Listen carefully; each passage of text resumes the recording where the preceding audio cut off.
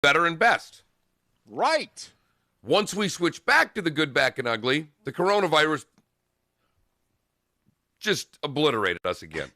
Wait, so you're blaming you? No, I'm blaming the listeners who voted that. I didn't want to do it. No, that that's was right. not my decision. No, it was our listeners' decision. It was you and all the listeners. I think it's time to go back to good, bad, and ugly. Everything's looking up.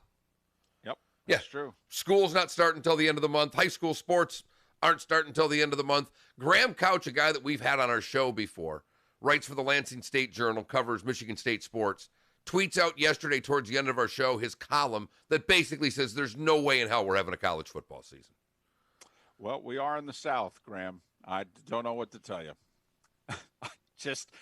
Mark, we discussed this scenario 3-4 months ago in which we thought there could be parts of the country, there could be major conferences even that decide we're only playing a half a season, we may not even play a season at all, and there would be other Power 5 conferences that would look and say, yeah, I don't know what to tell you, we're going to do something different.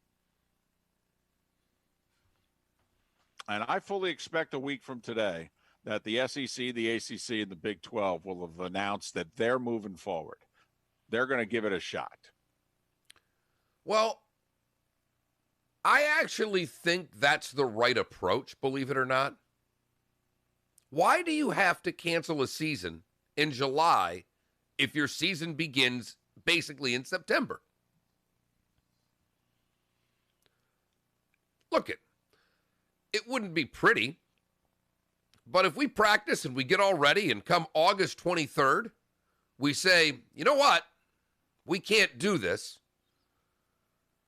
Okay, but to cancel now or to say you're going to cancel now, with the money that's on the line. And, you asked a question the other day. Why are we playing football? Mm-hmm. David? On Tuesday. You know what? I have not been able to come up with an answer that's worth a damn other than the most important answer. The money. Barry Alvarez stated yesterday, athletic director, Wisconsin, we don't play football this year. That's $100 million out of our pockets at the University of Wisconsin. Just letting you know. That's $100 million. So, draw whatever conclusion you want to draw. Now, there are those that are going to say, hey, listen, we've shut down the economy. We've cost ourselves a lot more money than this and a lot more sectors and what have you. I mean, we could have this intellectual debate. There's no question about it. Which was why I asked 3 days ago, 72 hours ago to the minute, I asked the rhetorical question, why will we play? Why should we play? Why are we playing? To gauge whether or not you, and I don't mean you, Mark, but our listeners, whether or not your feeling is we shouldn't play. Or whether or not you're like, no, we should play. And here are the reasons why. And I challenge everybody, can you come up with something besides the obvious, which is the money? I mean, is there a reason besides the money to play? Because let's face it, if we're going before the jury, if the public at large is the jury, Mark, if I'm Barry Alvarez, I want a little bit more ammunition than $100 million. Because that's real easy to combat. I mean, then you just have the other side go, well, life's not all about the money. How much is a life worth? And attack you with that. So it needs to be about more than the money. It needs to be about, this is who we are. This is what we do. And we are going to plow through, just like as a country, we need to plow through. This isn't easy. It's hard and blah, blah, blah. And I expect, I really do, because we have not had a university in the Southeast. We have not had a state yet in the Southeast. I mean, unless something's happened this week that I'm unaware of, I don't know of an ACC, Big 12, or SEC school that is not planning on having kids on campus by September 1.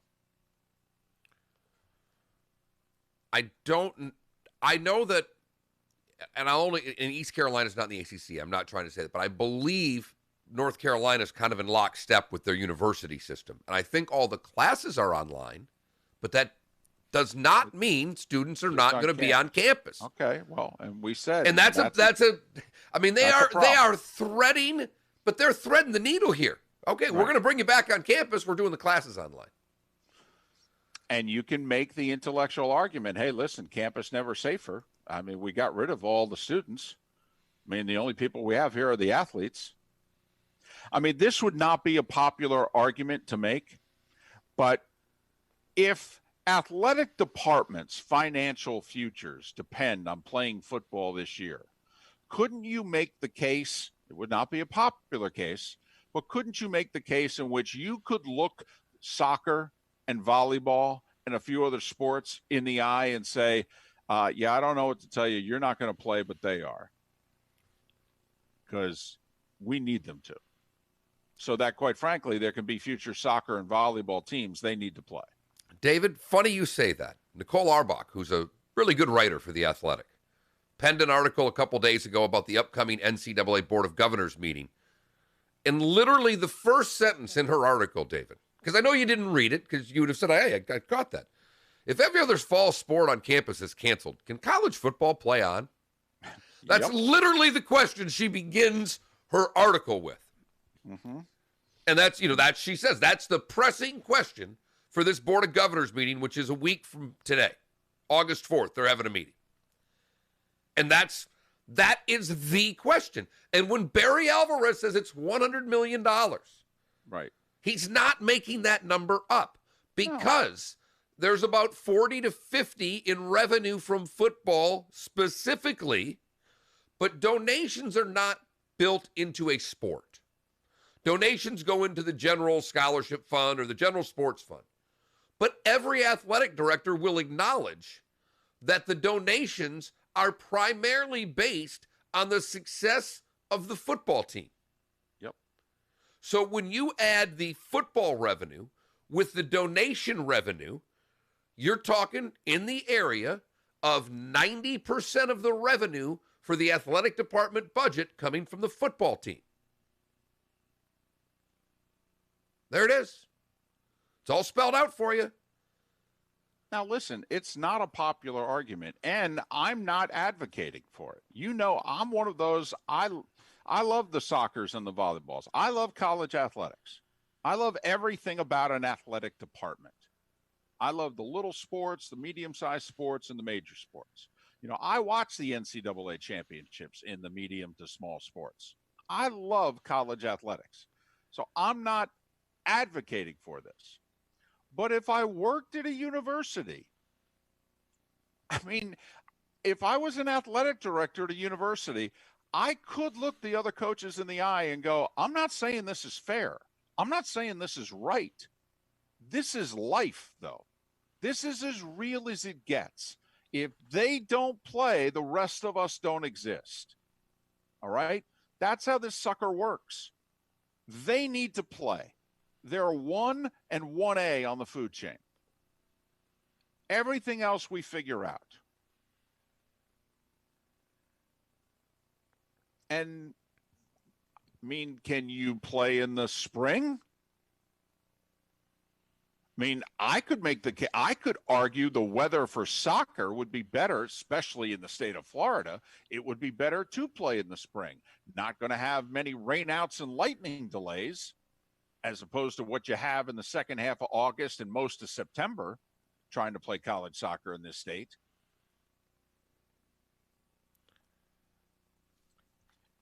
You could play volleyball in this.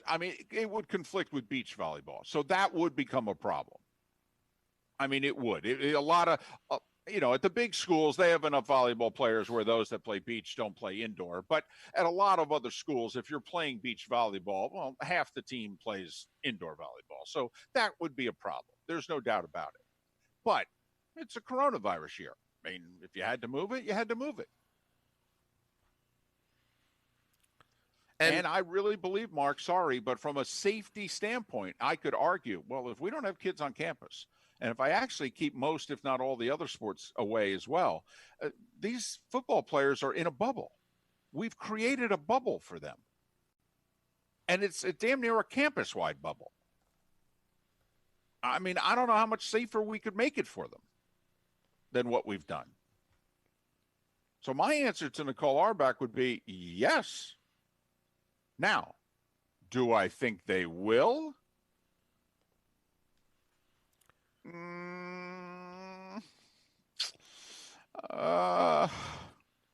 Mark, here's the interesting thing. If the NCAA says to all the other sports, hey, sorry, you're not playing, or you're not playing before such and such a date, they don't have any say over big-time college football. No, they don't, David, but there's a group of people who do have a say over college football that have nothing to do with college football. They're the governors of the 50 states of our country. And right now, governors are putting 14-day quarantines on people that are traveling from certain states. And if they are going to uphold that for football teams, we're not playing sports. I don't know what to tell you. Because everything that you're saying is 100% true, and I back you on it, even though I don't know if it's the right thing to do. We're not in the decision-making game. David and I are just merely trying to lay out the factual evidence of what's going on. And it is going to be one hell of a fight inside some of these local government buildings, because these governors also know what these college football teams mean to their state. But then also you get into the politics of, I mean, we saw it in this state and they've had it in others as well, what those businesses that were deemed necessary and then those that were deemed unnecessary. And that's the old heart attack joke, in which it's a mild heart attack unless it's happening to you. Then, it's a pretty decent sized heart attack. I mean, we all know business owners and employees at those businesses that were not allowed to open because they were not deemed a necessary business. Well, if it's your livelihood, it's pretty damn necessary. If that's your business, it's as necessary as it gets. Right. Ask a musician right now how necessary their business is in playing in bars, is they don't have any money. I mean, right. And so imagine the governors, if they, which this goes back an hour ago, we were talking about, usually politicians are inclined to give sports teams a break, whether it's a tax break, whatever, financial breaks, whatever. And so with this coronavirus, one of the surprising things, it was surprising to me that Canada wouldn't give the Blue Jays and Major League Baseball a break, but it was really surprising to all of us, I believe, including the Blue Jays and the Pirates, that the state of Pennsylvania said, yeah, you guys aren't playing in Pittsburgh. We got enough going on in the western half of the state. We don't need you guys playing there too. And so what if a governor says, yeah, I don't know what to tell you. I'm not willing to waive the 14-day quarantine. I mean, if you're college athletics, how do you get around that? You're going to ignore it? I mean, theoretically, you fly into such and such a place and you're going to play in 24 hours or what have you. And they're like, you can't play for 2 weeks. And they're like, yeah, I don't know what to tell you. The bus leaves at 10 a.m. to go to the stadium tomorrow. We're going to be on it. And as David mentioned, New Jersey's governor already made that exemption for the teams in New Jersey. All sports teams, not just the 2 pro football teams, but that applies to Rutgers. It's going to apply to everybody. Pennsylvania, well, what are they going to do? They just didn't let the Blue Jays in. Right. Which is interesting, because if they're not going to let them play there, how are they going to let the Phillies and Pirates have home games? But obviously they have. I know. Right. Are they going to be okay with Penn State and Pitt?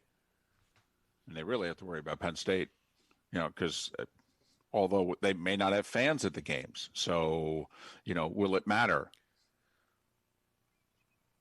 Remember how quickly the city of Philadelphia reversed course when they announced, by the way, no fans at anything until February 1st of 2021. And the Eagles got on the phone and said, I'm sorry, did you say we can't have fans at our games? Because I just read this statement, and that's really what it looks like. And it looks like if we host the NFC Championship game in mid-January, we still can't have fans at the game. Did I read this right? And at which point the city of Philadelphia within 24 hours was like, whoa, hey, listen, I don't know who released this damn memo, but, we were just kicking some things around. We haven't finalized anything just yet. But in the SEC, the SEC, Big 12, and ACC, Mark, have seemingly, now they could change their tune, but they have seemingly boxed themselves in that within a week from today, they're going to announce what their plans are. I mean, Greg Sankey, when the Big 10 and the Pac-12 made their decisions about 2 weeks ago, he said, we're holding off till the end of the month. Well, the end of the month's a week from today. Now, it doesn't mean he can't push it off into, August 3rd, 4th, 5th, something like that. But basically, they've boxed themselves in they got about 7 more days to wait this out, make their decision. But the state of Alabama, it was just Wednesday. I mean, they're full steam ahead, baby. Alabama's scheduling BYU. They're playing week 1. Okay, they're planning on having people in the stands, by the way. I mean, the governor of Alabama is not standing in the way of Alabama and Auburn having fans at their games. I mean, not if I read the story right 2 days ago. Nope, you read it right. Right. I read it properly, didn't I? Yep. Now, I don't know if they're going to have 100%, but they're not. I mean, they've said, well, we're going to have fans. We're just going to figure out how many. And as of 48 hours ago, I got the impression they were leaning to more as opposed to less. University of Texas said they want to do 50% fans. So, which is ambitious right now, to say the least. Yes. But I'm also, David, I actually am of the opinion, and I may be, this may come across a little hypocritical to some people. If you're going to do 50% fans, why not just do 100? Because you ain't distancing at 50%. You're not. It's impossible. Right. That's my feeling. My feeling is if you go above 25%, you might as well just open up the turnstiles. Well, I'll tell you what, David, I got a call yesterday from my Tampa Bay Buccaneers ticket rep. There's nothing that I enjoy more since buying these tickets. They have done a really nice job of communicating, but when they start talking to me from the ticket office about what's going on in the NFL, and I'm like, yeah, I had Pat Kerwin on my show yesterday. I know a lot more than you, but keep talking. I love it. You want to say to them, dude, you don't have any information. You got nothing. You've got absolute. I want you to understand that I know you're just spewing something that you guys decided upon today. Right. You might as well be selling Time Life magazines here. You got a piece of paper in front of you with 4 bullet points. But Brittany told me we're having fans at the Bucs games, David. I got it out of Brittany's mouth yesterday. Hot steaming deal. Way to go. Thanks, Brittany. But what she did say, and I thought it was interesting, they have not talked about refunds or tickets, and she just said, what we're hearing is that there's going to be some fans. So why don't you talk with, whoever it is you plan on coming to games with, so when we talk next, you could let me know where you're at. And that was kind of it was just like, hey, I think they want you to say, I'm looking for a refund, because I think they're trying to gauge where their fans are right now. Much like the Packers had that little survey of their fans, 50% said they weren't going. Well, I think that's smart. I mean, you know much more about this than I do. But let's just say they've got every seat sold for every Bucs game, whether they do or not. Let's just say they do. Right. So they got 60,000 seats sold for all the games. And they poll everybody, and they like, hey, are you coming? And they find out basically, talking to all their people, that, about 23,000 say they're coming. At that point, as an organization, can't you make your decision about, well, we're not going to sell any more tickets? Right. We're going to go, if they're telling us the truth, okay, then those, and everybody else can take the other 37,000, you can push that to 2021. We're willing to, you take that money, or we'll just move you forward. You're a season ticket holder. You have those seats for 2021. Are you okay with this? Yes. Okay, good. Then in theory, you don't send them their tickets in the mail.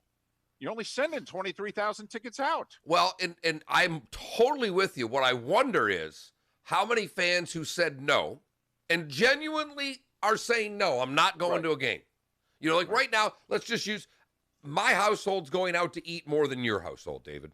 That's where we are in 2020. No, but that's everybody's different.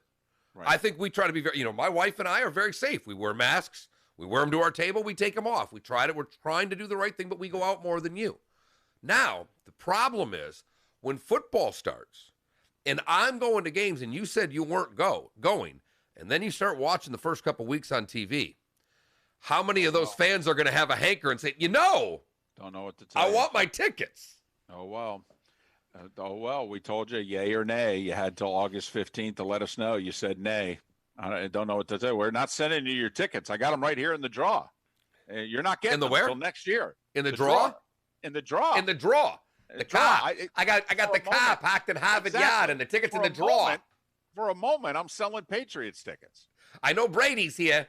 Exactly. That restaurant's got to be good. Gronk's mom ate there. It's got to be fantastic. You're going to have to watch Gronk on the tube. So, there you have it. Miller and Moulton. Listen, normally talking about a meeting is not good radio. It's worse than being in the meeting. But when it's the FHSAA having the meetings,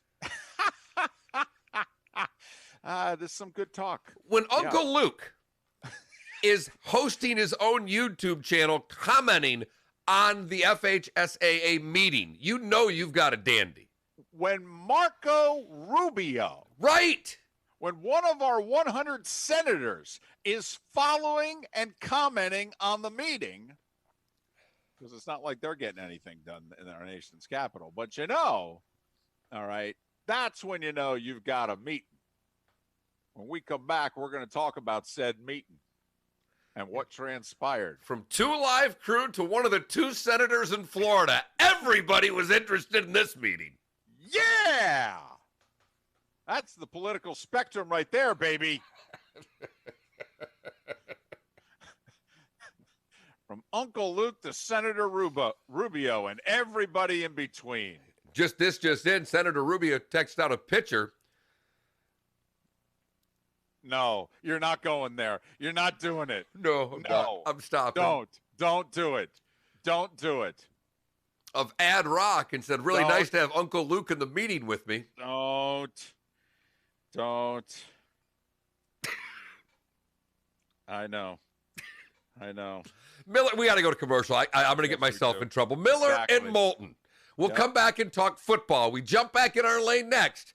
Fox Sports Radio, MillerandMoulton.com, and Twitch.tv. This is The Herd with Colin Cowherd. But here we are with a basketball season about to take... Tweeted out a picture of Eminem and said, boy, nice to have Luther Campbell in the meeting. Yeah, exactly. Sent out a picture of John Lewis and said, great chatting with Uncle Luke. Golly. Oh, boy. Can't believe we haven't heard that the social media person for Senator Rubio has been fired. I mean, come on. I mean, what do you have to do to get fired? I mean, my goodness, just about all of us have been fired for less. Man. So here's what I went with. Baseball for 2020 has expanded the playoffs to 16 teams. What do you think of the move? You just left, didn't you? Son of a bitch, David. You see what I deal with, everybody? He just leaves. Didn't announce it, just gets up and leaves. But we didn't have eye contact, so I don't know what to tell you.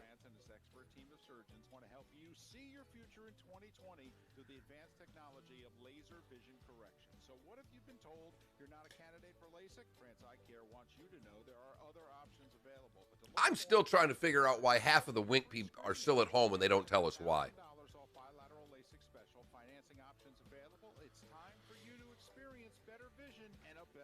Oh, I think Rubio's person was gassed right away. That person didn't last. We just don't hear about those firings. We've got our good friend Tim Meister, owner of the Floor Meisters in Naples, on the phone. We're talking about their huge selection and great pricing on Core-Tec flooring. Tim, tell us what's new at the store. Right now we have 90 colors of Core-Tec in stock, ready to go, pick up, put down as soon as you want it. Everything from starting at $299 on up with lifetime warranty.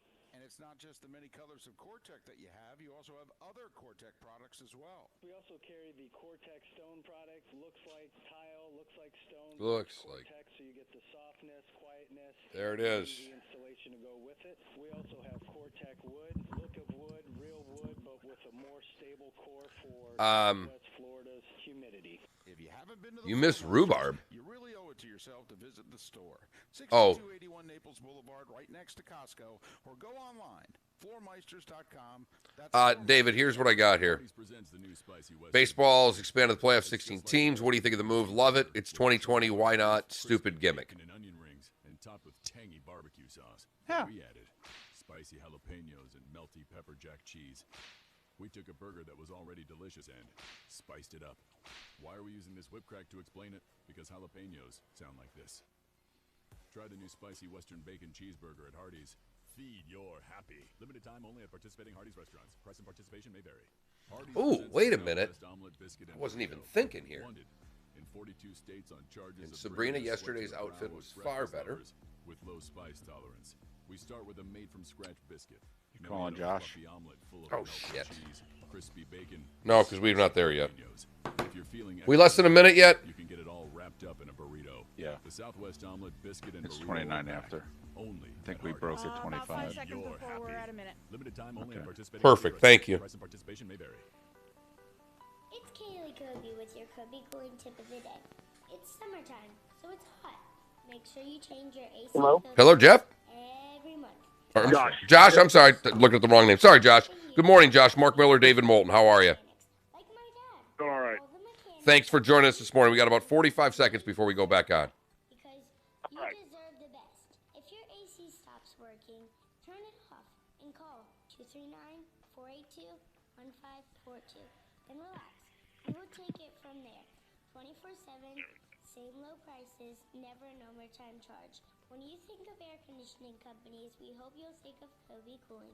No nonsense, no pressure. We're the company your neighbors use. License CICO 57313. Kobe, most trusted name in the business since 1949. Thank you for your business all these years. I'm a busy person. Catch the show anytime. Check out MillerandMoulton.com and subscribe to the daily podcasts. Here we go. Now back to Miller and Moulton. This is Miller and Moulton.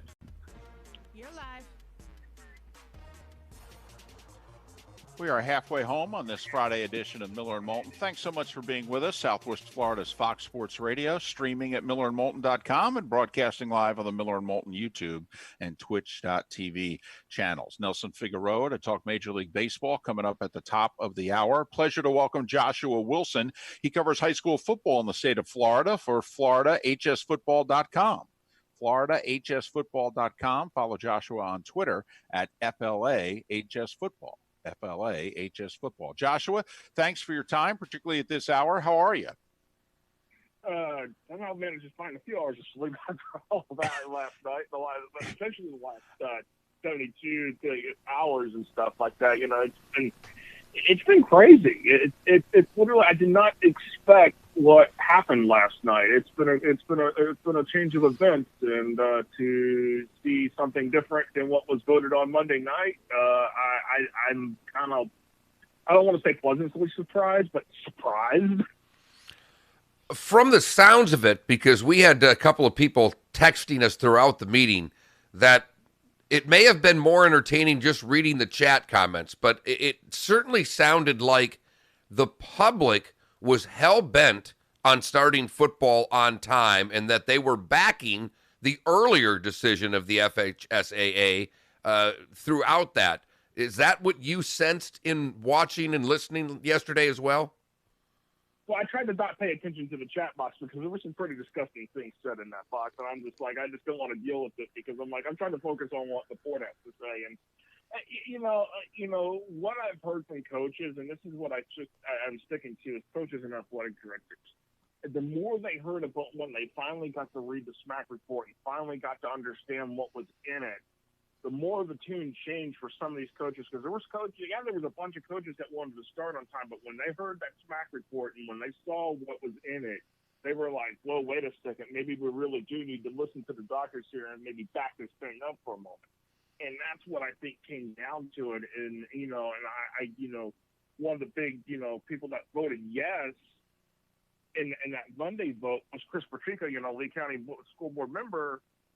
And, she's on the FHA Board of Directors, and she voted yes for that. And, here comes, last night, and, she's voting for a delay, and she was even wanting to, at one point, had a motion on the floor to try to move football and volleyball away from fall into winter or spring, because she was like, okay, this whole thing, the report really, we can't just disregard this report, basically, is what she's saying. And I think that at that point was you could start to feel that maybe people realize, hey, we need to maybe press the pause button, and that's what happened. Talking with Joshua Wilson. He covers high school football in the state of Florida for FloridaHSFootball.com. FloridaHSFootball.com. Joshua, for those that don't know, earlier in the week, it was a 10-5 vote to keep on keeping on, keep the schedule the way it is. 72 hours later, the vote's 11-4 the other way. All right, that's obviously a significant change. Was it of why they changed it, or was there anything else here? I think the report had a big factor to do with a lot of things here, and that was one of the biggest things right there and all of that. And, again, it goes back to what was in the report, what was also what you were seeing what the school districts were doing. And the fact that you saw a lot of school districts backing things up, and then, there are also school districts backing up the start date for the official opening of school. I think there was a lot of... And we just lost him. This is one hell of a morning going on here.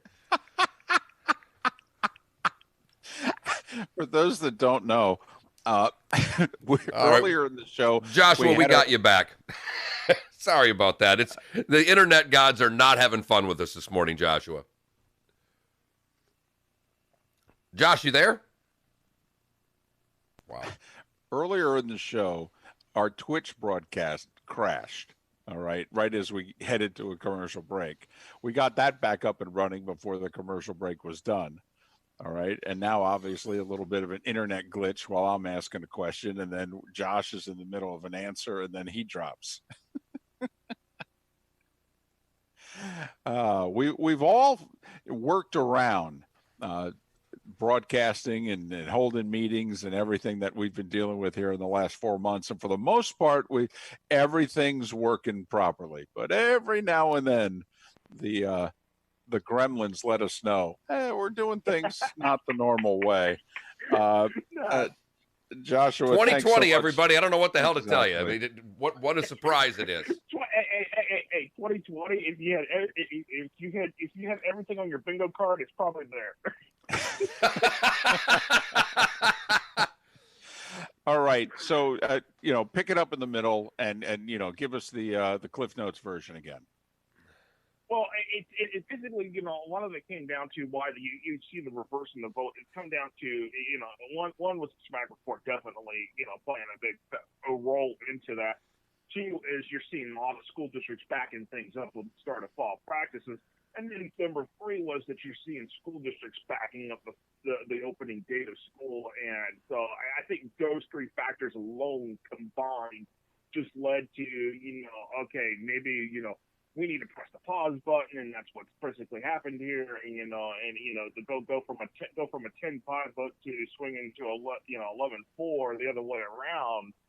It was something that it really it kind of makes you wonder that maybe again the report a lot of people took the time to digest it and realize that there was a lot of information packed into that.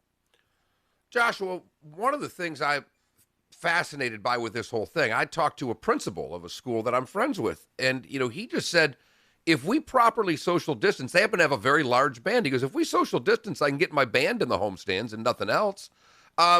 So is there any talks at all if they're going to play? Are they going to allow fans to come? Are they going to allow the students to come? And that's what, and some people, and that's the big thing right there is that some people, it's like, well, wait, that needs to be deferred to the local, be a local decision. And that's where you got some of those no votes is because they wanted to be local control. And the whole thing was coming out is that, you're a state, the FHA is the state governing body. This is a state decision, and you need to make that state decision. But that's with the fans in the stands itself. I think that comes down to it's going to be, one local decision on that particular part. Two, what does the health department say for each county? That's what I think it's going to come down to is what does the health department say is acceptable. And right this second, in this state, there's only one county that is below 5% on positivity rates right this second, and that's Franklin County out in the Panhandle. The hell has about 15,000 residents in that county. So, we're talking, in a lot of areas that you couldn't even really put fans in the stands yet because you're not there yet. And from my understanding, looking at what was brought out from the White House task force on their guidelines of what they wanted on reopening, is that sports really shouldn't even be going. Full games should be going until phase 3. Well, state of Florida's not even entered phase 3. We're still stuck in phase 2 in most areas. South Florida is still in phase 1. So you got a lot of various factors going on there too. And are we going to get to playing football? I think that's a question I really can't even answer as much as I want a football season, along with everybody else.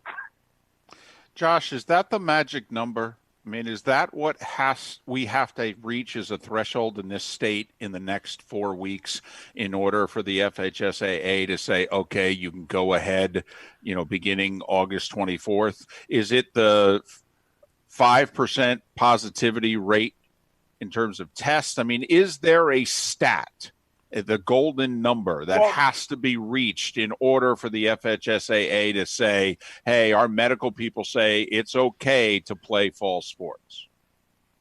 Well, see, that was some of the questions that were brought up last night. Is that okay, you could probably do the 5% county by county, but then you got some counties where they've got the cross county lines to play an opponent because either one, there's only schools in the county, or two, there's only 2 schools in the county. So, in that situation is that, you've got to find opponents that are outside those boundaries. Maybe for Lee County and Collier County, that's not necessarily an issue like that in that typical case. But, you can look at Charlotte County and say, well, we need some opponents that we got to cross the county line. So you've got that deal. So, where does that come into play? And the SMAC committee really wanted to see once schools got open, see what things were looking like before saying, okay, it's safe for the kids to get out there on the field because and then it boils down to you got superintendents saying they want the FHA to give direction because they've got a lot on their plate already.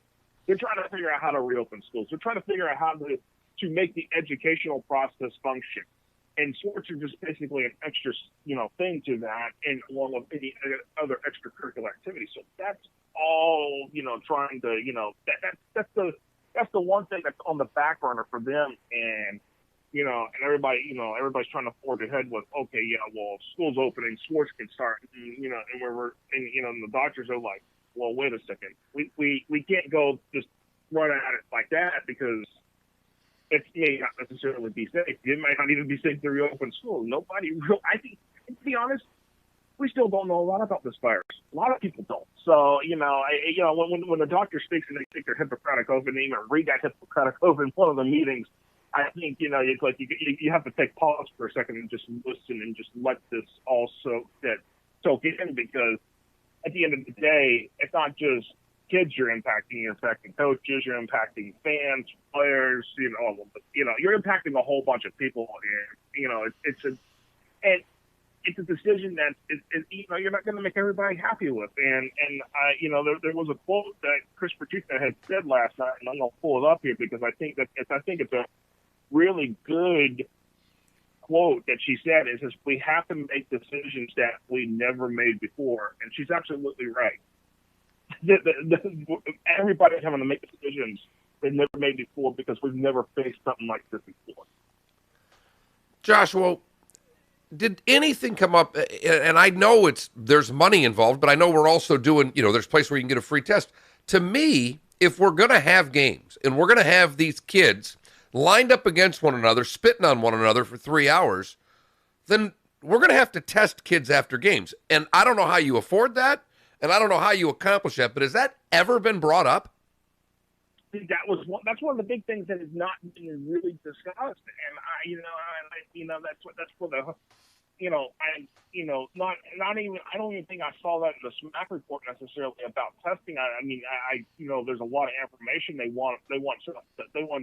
SMAC committee wants to see stuff done. But, that's a big question is, how are you going to test when considering that right now the testing labs are backed up 2 to 3 weeks in the state. So, we're in a situation where the labs are only process so many tests a day. And if you need a quick turnaround to find out, you've got 3 players positive and then you've got a problem, what are you going to do? Especially if some of them start showing symptoms, what are you going to do? Are you going to, are you going to have to cancel games for 2 to 3 weeks? That's a likely scenario in that situation. And, because you can't get a test to be turned around. It's not like the high schools have an infusion of cash like the pros do, and they can get rapid turnaround testing in a matter of hours. It's just not feasible, for any school. I mean, public or private. I mean, I just, to be honest with you, if football is what drives most athletic departments, which is the case, and they're the money makers for a lot of different games, especially the big rivalries. And you can't even get 25% of the crowd that you would get for a rivalry game. You basically, you're not really making the money that you need to be able to sufficiently support your athletic department. So, where does it come into the thing where, okay, you realize that the health department's not going to either let you only have 25% of your fans in, or you may not even get none of your fans in, but yet you can go play a football game. I think there's some hard decisions that are going to come, and it's a matter of, again, goes back to that quote. We have to make decisions that we have never made before, and that needs to be applied for the entire state, because there are going to be decisions that people are going to have to make here, and yet, not everybody's going to like those decisions. I know we're not liking the fact that, football season's delayed already as it is, but at the same time, what is the price of health and safety of kids, players, coaches, parents, teachers? You go through the list. Where does the health and safety, what kind of cost do you want to put that to playing a football? That's where it comes down to. And I think that's, there's going to be a lot of hard decision making, especially by the time the FHA board of directors does come back and meet again between the 10th and the 17th of next month. Once they figure out where they're going to meet, how, because they want an in-person meeting on the next one, which right now the FHA is headquartered in Gainesville, where I'm at, and right now Lazarus County, it's maximum people that they can be in a space together at one time is 50, and right now that kind of meeting right there would draw more than 50 people alone. So there's a lot at hand as to what is the next steps ahead, and at least for the next couple of weeks we know that nothing's going to happen. Hopefully, and traffic will change, but but once things kind of get closer to that August 24th date, is it going to really be August 24th or not? Joshua, thanks for your time and your insight. Really appreciate it, and hopefully we can call you again in a few weeks after the next meeting. I appreciate you guys. Have a good one. Thanks. Joshua Wilson covers high school football in the state of Florida for FloridaHSFootball.com. FloridaHSFootball.com. Follow Joshua on Twitter at FLAHSFootball. FLAHSFootball. Mark, can you ask the same question for high school sports that we've been asking about college? If football is the one that pays for the rest of the athletic department, and there's no television rights involved in high school football, so they need the gate. I mean, we talked about this with the NHL. The NHL with no fans is a complete money-losing proposition. The TV contracts don't cover the bills. So if you're running a school district and you're not going to be able to have fans at your why are you playing football? I'm sorry. And also, why are you playing the other sports? Because financially we can't afford to, because we didn't play football. I mean, the dominoes from this could be the entire athletic season. They won't want it to be, but these school districts don't have the money to make up for the amount of money they're going to lose if they don't play football. They don't. Miller. Sorry, Mark, and they don't have money for testing either. And that's why nobody's bringing it up. I know they that. Have money for it. I got you. But, I mean, again, David, I don't know how you can have two high school football teams play a game and then let everybody just go back home. I don't. I'm sorry. I know. I think they're going to leave it up to the parents and say that's your job because we don't have the money. So's teaching, so might as well be. Miller and Moulton. Searching for my back-to-back golden apple, it looks like. Look at you. Now, see, you were all positive, all show. Now you're getting grumpy. That was when you have these type of interviews, it's depressing. I don't know what to tell you. Facts really suck sometimes. Can't we just say play football? Today was the day when Nelson Figueroa to talk some baseball coming up in about 15 minutes time here on Southwest Florida's Fox Sports Radio. Drive home with the Doug Gottlieb Show. The reason he wasn't in the league is the same reason Kaepernick wasn't in the league and the same reason lots of these starters fall out of the league. Are you willing to take pennies and to either fight for a starting spot or become a viable backup and rehabilitate your career? That's really what it comes down to. It's truly that simple. Doug Gottlieb, afternoons at 3 on Southwest Florida's Fox Sports Radio. Pool need a checkup? Call the doctor, the Pool Doctor. Hi, Dr. Mark here. Clients love their salt system for silky smooth water, less maintenance, and they never buy chlorine. If you want the ultimate, we can add a BioShield for UV water disinfection. We're a family company, and for over 40 years, we've been doing business right. The prescription is the Pool Doctor for award-winning pool service, repairs, and unheard of $39 diagnostic calls. That's mypooldoctor.com or 239-574-1133. State certified CPC 057088. Attention, Southwest Florida. Well, I was talking with a buddy of mine yesterday whose wife's a teacher, David. And he goes, Wink News has been reporting this wrong every day. They're saying teachers have a choice. They can do virtual or regular. He goes, no, they don't have a choice. They don't have a choice at all. Because if she does the virtual, one, she's got to sign up for it and get trained. But two, she loses all her status at the school she teaches at. Like she goes to the bottom of the seniority pool. So they're not telling you can do virtual. They're telling you to get your ass back to school. Period. Yeah, well, I mean, there are a few people that believe that the pay raise went into effect when it went into effect to basically so that Tallahassee could look at the teachers and go, hey, we gave you your money. Now go to school and teach. Yep. Boy, we got a tight one here in the fourth. Giants in Richmond, 54-57. I forgot that it was on. I love my Friday morning Aussie football. Little footy. Give me a little footy. I don't know who GWS is. They're in orange. They're winning by 7, fourth quarter. They got fans too, David. Well, yes, because they don't have the coronavirus. No, I mean, they're very socially distanced. It's on FS1 if you want to throw it on.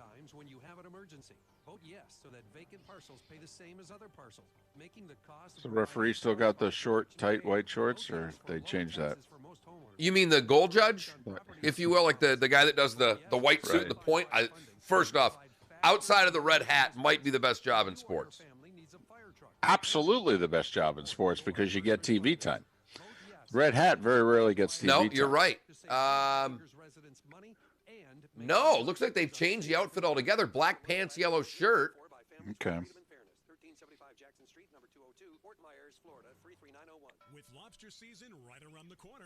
Oh, that's a nice kick right there. That's a way to break out of your zone.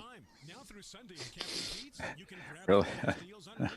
Ray Bork, Brian Leach, breakout pass there? Yep. Now they're setting it up. Oh, and he dropped it. You can't drop that. You let Richmond right back into it. You can't. It's like Jackie Smith in the end zone, Mark. He must be the sickest man in America. Thanks, Vern.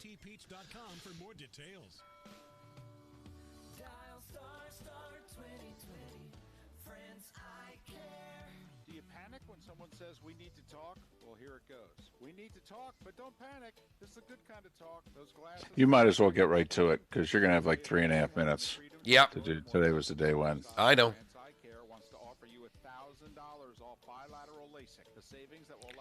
So you take it coming out.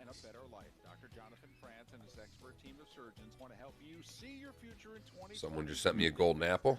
No, I'll take it, actually. I'll just quickly say Nelson Figueroa, blah, blah, blah. Time for? To learn more, you need to call now. All right, Schedule your let's free edit screening. this sucker. Take advantage of that $1,000 off That's out. bilateral LASIK 56 special. PGA Championship. Gone, David. It's time for you to experience better vision and a better 66 life. PGA Championship and 67 PGA Championships. Probably gone. Wow. Well, tough times, tough decisions.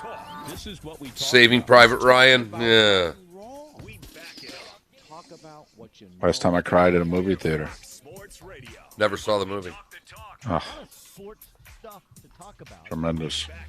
I would have to spend 3 months locked inside watching movies to catch up with all the movies I've missed. Miller and Moulton. This is Miller and Moulton. You're live.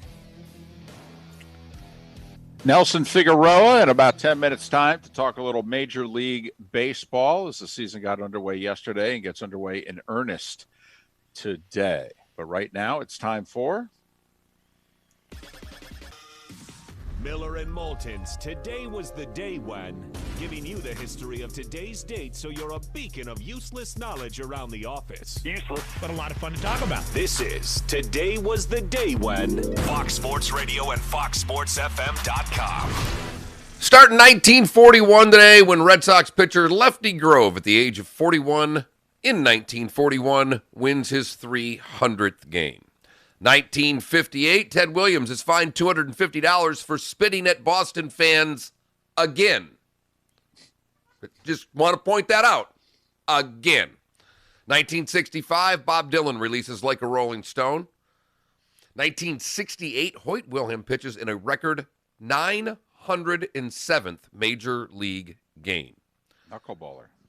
Billy Martin resigns as the Yankees manager in 1978 and left us with this dazzling quote. One is a born liar and the other a convicted one, when talking about Steinbrenner and Reggie Jackson. We were all on top of the world, and Eddie Murphy did a great stand-up routine because it was today in 1982 that Eye of the Tiger was the #1 song on the charts. Oh, you just saw Rocky, didn't you? 1983 Pine Tar game, George Brett's home run, disallowed and then overturned. Fay Vincent in 1992 reinstates Steinbrenner. In 93, your Mets, David, Vince Coleman injures 3 when he throws a cherry bomb at Dodger fans. And in 1998, Saving Private Ryan was released, went on to win the Academy Award for Best Director. If you were born today, you share your birthday with Amelia Earhart, born today in 1897. Hall of Famer Willie Davis, born today in 1934. Bob Lilly in 39. Mr. Cowboy. Linda Carter, Wonder Woman, born today in 1951. Karl Malone is 57. Barry Bonds is 56. Our buddy, Nick Nurse, is 53 years old. Rick Fox and J-Lo both hit 51 today. And Bindi Irwin, daughter of Steve Irwin, is 22. And that is Today Was the Day When on this July the 24th. It is tough to find two people, one male, one female, who look better at their age of 51 than Rick Fox and J-Lo. You got Those are that two right. Stunning. Just great-looking people. Don't Yes. like either of them for it either. 1 minute. Don't like either of them for it. You bring up a dad-come-good point, David. And Our that poll. Vince Coleman. I'm sorry, Mark, very quickly, that Vince Coleman incident, the owner of the Mets vowed after that he would never play for them again. And he owed him a lot of money, and he never played for him again.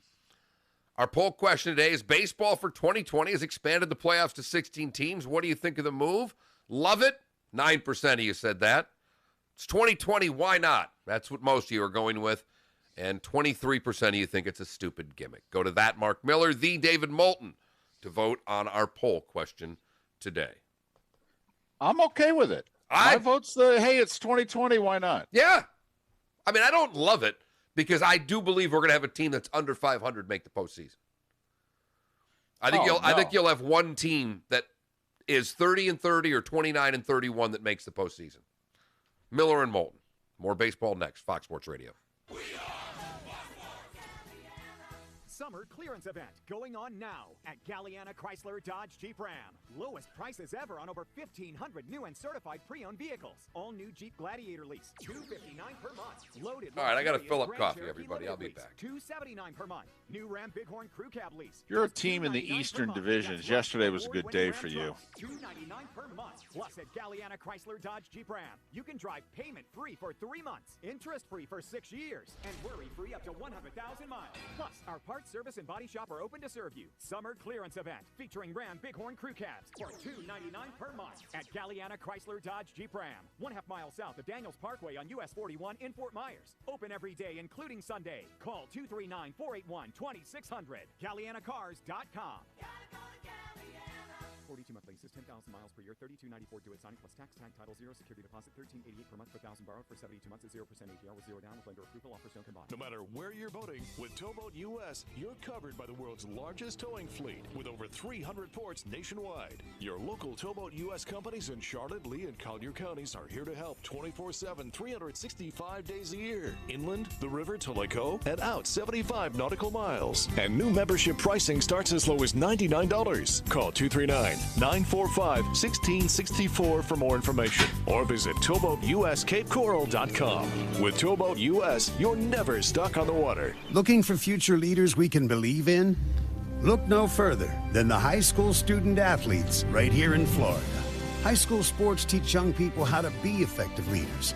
It includes learning to listen, accepting responsibility, being a good role model. Yeah, what's the category that we have to be in now on Twitch? It transcends sports. It gives us hope for the future. What's that? This message presented by the Florida High School Athletic Association and the Florida Interscholastic Athletic Administrators. Did we get moved to a new category, or did they force all the sports shows to move to the category that we were already in? David, I thought I had sports and fitness, but when it crashed, I might have put the wrong thing on. I was just trying to get back on. I thought it said sports and fitness. I got people telling me it's something different. I had to get us back on Twitch, so I'm not going to lose any sleep over it right now. We're supposed to be sports and fitness. Not either. I'm just asking a question. I forgot what that email said. Sports and fitness is what we're supposed to be on. If we're not on it, I screwed up. Well, it's all right. Exactly.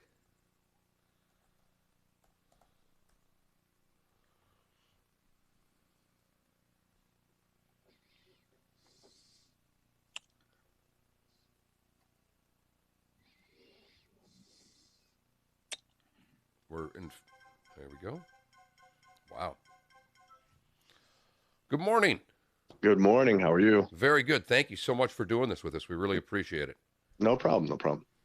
I see a Phoenix number. You're not out west, are you? No, I wish. I'm in New York, New Jersey area. Okay. Right. All right. I'm like, wait a minute. That's 5 a.m. What is going on? Oh yeah, no, that wouldn't have been a request by me to make it earlier then. Right. You would have been calling us to tell us off. Yeah, are you out of your mind? No, I wish I was back in Arizona. Yep, that's it. Miller? But since we can't sit next to one another, I was thinking about the first break, toasting my English muffin and saying, hey, it's English muffin time during the starting five. And Moulton. Love BOGO English muffins. You throw one on the counter, you throw the other in the freezer. There you go. For a week, then you take it out. When you've got BOGO, it's like, hey, knock yourself out. Broadcasting live from the Kobe Cooling Remote Studios, where it's always cool and comfortable. Oh, I like it's up to you now. It's up to you. I like it. Now, the best local sports show this town has ever heard. Here's Miller and Moulton. You're live. And as we begin our final hour of the show and of the week, thanks so much for being with Miller and Moulton on Southwest Florida's Fox Sports Radio, streaming at millerandmoulton.com and broadcasting live on the Miller and Moulton YouTube and twitch.tv channels. It's a pleasure to welcome Nelson Figueroa, former Major League pitcher, current Major League Baseball analyst. He's a part of the Amazing But True podcast that the New York Post produces on a regular basis. You can follow Nelson on Twitter at Figgy New York, FIGGIENY. Nelson, thank you for your time. And if we can begin with our poll question, if that's okay, asking folks what they think of 16 teams making the playoffs this year. We give you 3 choices. I love it. It's 2020. It's a crazy year. What the heck? Or C, I don't like it. This seems gimmicky to me. What do you think of what baseball did yesterday? Well, my initial reaction, of course, is as one of those bubble teams that were out of it last year, the New York Mets, they would have made the playoffs. And of course, that's what you got to do. If you're just in the playoffs, you have a chance. We saw that with the Nationals last year. They got their foot in the door and then ran away with it. So my initial reaction was, oh, great. But in this crazy year, like you have in the poll, I think anything goes, right? We just wanted baseball back in any way, shape, and or form. And I think we're willing to make some sacrifices, I would call them, of what traditionalists would love. And maybe it might be better for the game. And maybe it's more like hockey in essence, where almost every team seems to make the playoffs, but it's exciting for the fans. And so if you want the fans to have a reason to go to the ballpark, especially late in the season, and that would be almost like a 60-game stretch down the end of a 162-game season, you'd want those fans to be still packing in the stands because their team has a chance, with a month left to play of baseball. So I think it's good for baseball this year. I'll be very interested to see how these 3-game series work out for the teams that dominate and win their division, and then they have to play 3-game series. It's going to be interesting to see how the playoffs will actually play out, and if it benefits those teams that just make it in and are hot at the right time, or those teams that go wire to wire. And, I don't think there'll be a 40-20 team unless, the Dodgers just kind of, they've done it before where they've won 42 out of 50 games. That's where it'll be really interesting. But I think my initial reaction is I love it. Who, in your estimation, pitchers, hitters, is there anybody you think with this long layoff that has an advantage? I always think pitchers have the advantage. I just, especially when there is a layoff, especially when kind of shaking off the rust, spring training type feel to it. But I think what we're seeing is a lot of true outcome baseball right now with the 2 games being played, where it's going to be home runs on the mistakes that are over the plate, and there's going to be a ton of strikeouts on the really good pitches that are, swing and miss type pitches. Max Scherzer's outing is, I think, a perfect way to sum it up, is that you're going to see probably a lot of that early on, especially until it kind of gets regulated and the guys get enough reps of seeing these live arms in action, because the summer camp was not enough baseball, especially against competition in different uniforms, to really give you a good gauge of where the hitters were at. The pitchers, of course, they're still being able to fire 96 to over 100 miles an hour, and we saw power arms yesterday already on full display. So I think the pitchers have the advantage, even though we're looking at some true outcome baseball where the scores got lopsided really quick, in that Dodgers game especially last night. Nelson Figueroa Jr., kind enough to join us, former big league pitcher. Now he talks baseball and is part of the Amazing But True New York Post podcast. You can follow him on Twitter at Figgy New York, FIGGIENY.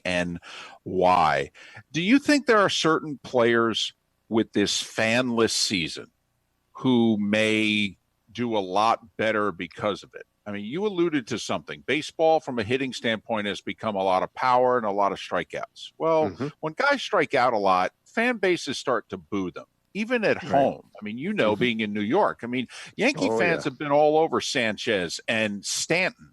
Well, if they strike out a bunch now, there's nobody to yell at them. I mean, do you think when Stanton homered yesterday, I thought to myself, he might thrive in a season like this?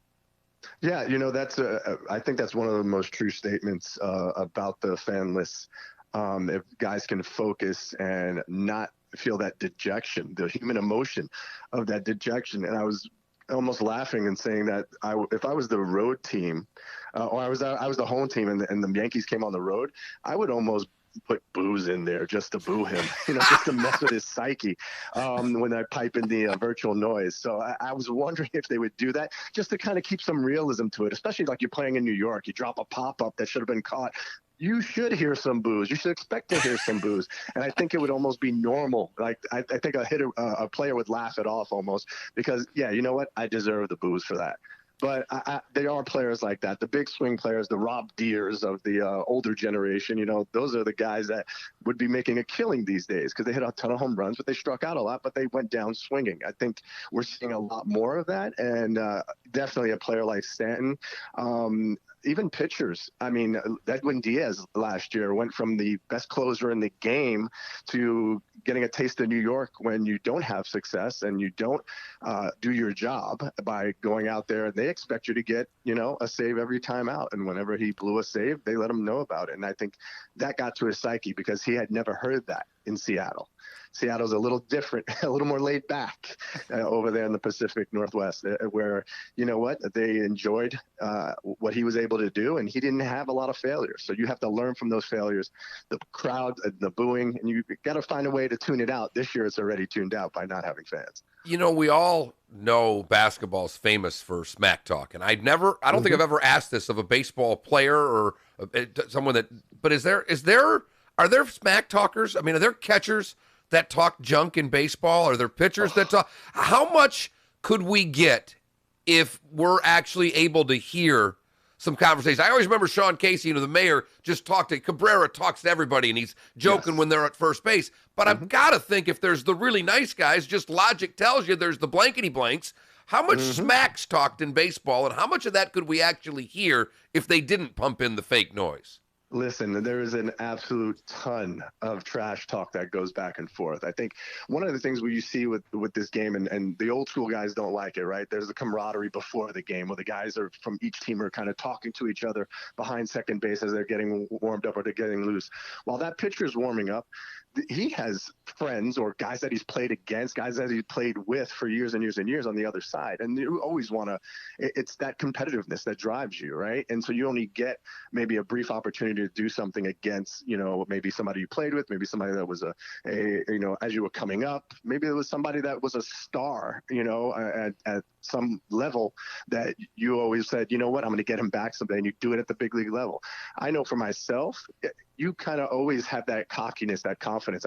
I did because I was a New York kid growing up, and I had envisioned, what it would be like to face Bonds. I had envisioned what it would be like to face Sosa. And so when I actually struck out Bonds, like a little kid, I slapped my glove like it was the end of the World Series and let out a scream. And then I realized it's the third inning of the game. I better cut it out.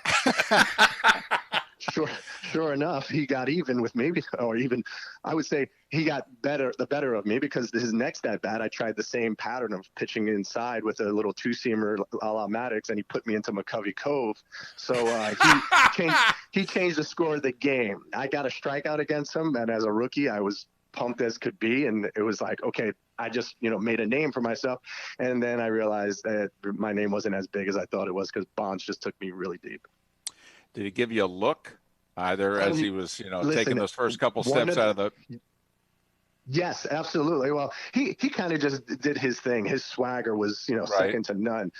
For me, and this is one of the greatest moments of my young career early on, the next day we did a ribbon ceremony, AIDS awareness, and both teams got together in the middle of the field, and we kind of formed a big ribbon to try and show our support for the AIDS community.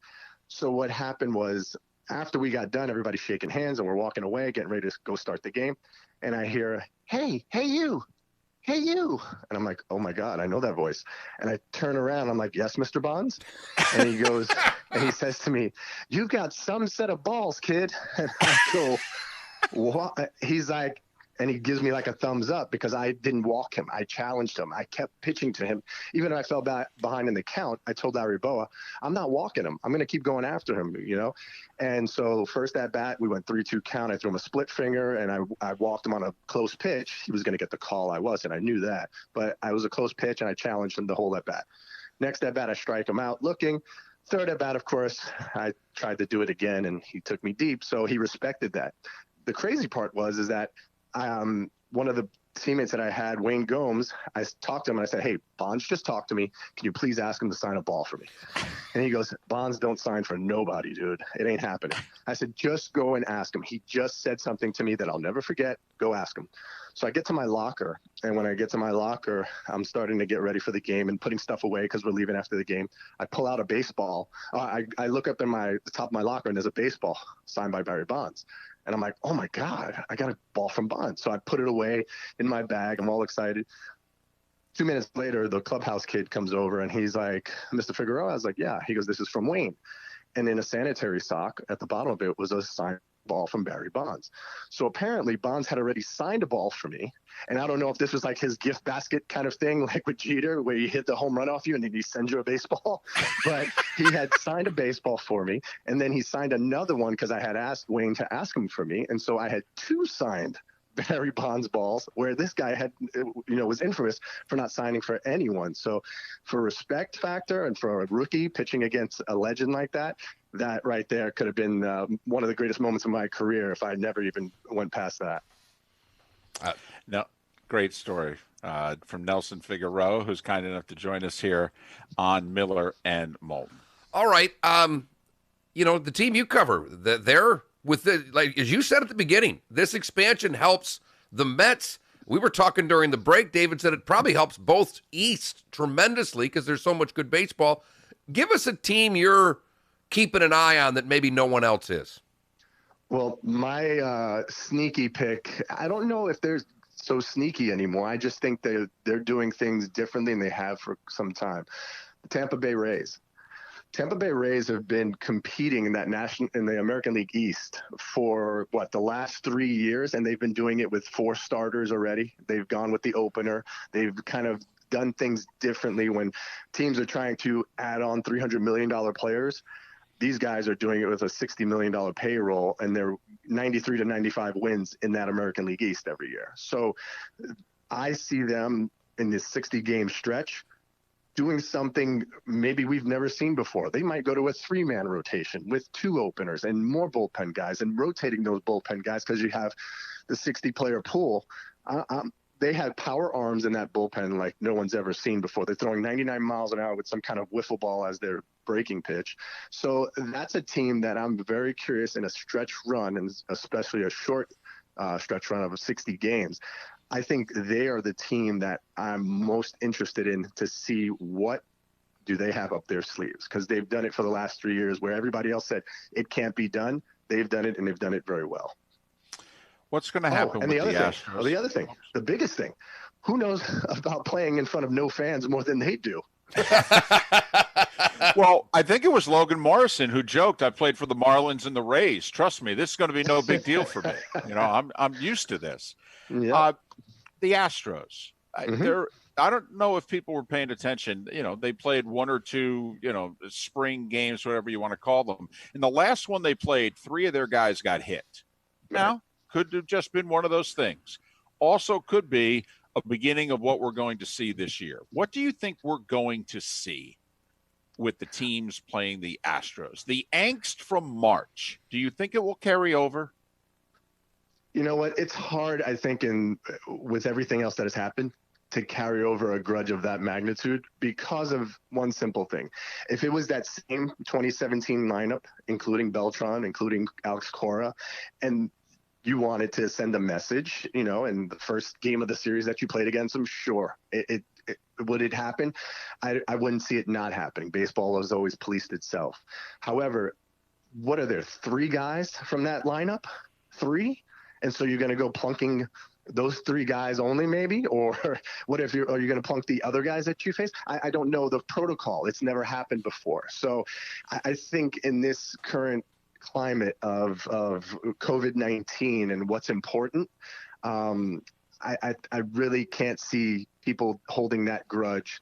And I've gone on record as saying this. It doesn't matter if you know what's coming.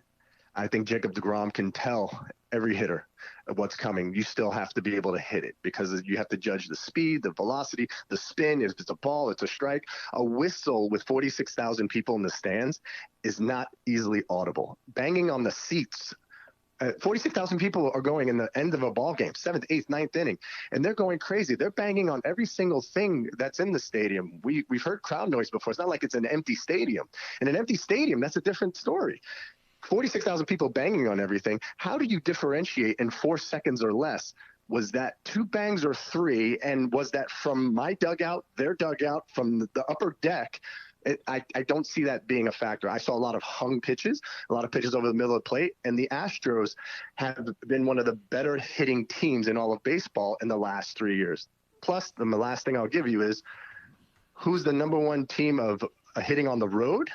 The Astros. So if their advantage was at home, they're 4th best at home. They're number 1 in all of baseball in that same time frame on hitting on the road, where they didn't have their system set up. Well, there are the numbers. It's just tough looking at the pitchers of what, the Kershaw thing it just sticks out so easily.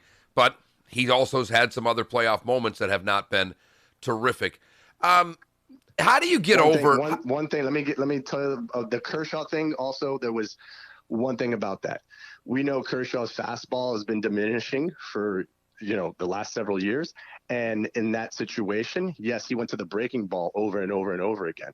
So if you're a hitter of that caliber with the Astros, and the game plan is to make him throw fastballs, don't swing at the curveballs, and there was 53 curveballs, I think, or breaking balls that he threw. He's a cutter, heavy with the slider, heavy with the breaking ball, and he couldn't command it. So there were a lot that were balls. He got outs with them. I think nobody has said that. He's gotten outs with them, but he didn't get any strikeouts with them. So what happens? You're hitting him early in the count. If you're not getting him with 2 strikes, it's hard to strike out without it being 2 strikes. So I think that's something that I remember who was it? Verducci came out with those numbers, and that he watched that video.